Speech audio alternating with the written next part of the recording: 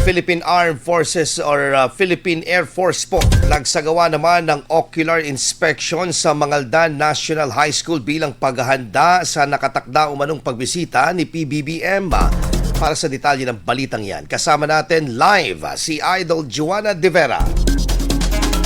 104.7 IFM. Report! Idol Joanna.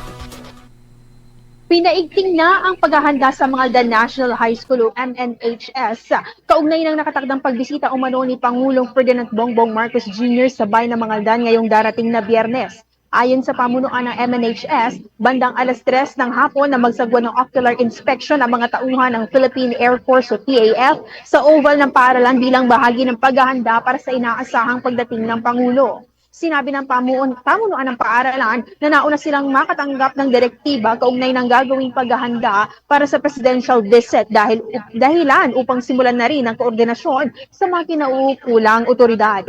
Bahagi ng ginagawang paghahanda ang pagtiyak sa seguridad at kaayusan sa lugar, maging ang logistical requirements at iba pang kinakailangang hakbang bago ang nakatakdang aktibidad. Inaasahan ding paiigtingin pa ang koordinasyon sa pagitan ng mga otoridad, lokal na pamahalaan at pamunuan ng nasabing paaralan habang papalapit ang pagbisita ng Pangulo. Samantala, hinihintay pa ang karagdagang detalye hinggil sa magiging opisyal na aktibidad at kompletong itinerary ng Pangulo sa Mangaldan. Gayon din ang mga posibleng ipatupad na security at traffic arrangements. Patuloy namang binabantayan ng IFM Dagupan ang mga susunod na detalye kaugnay ng nakatakdang presidential visit sa Pangasinan.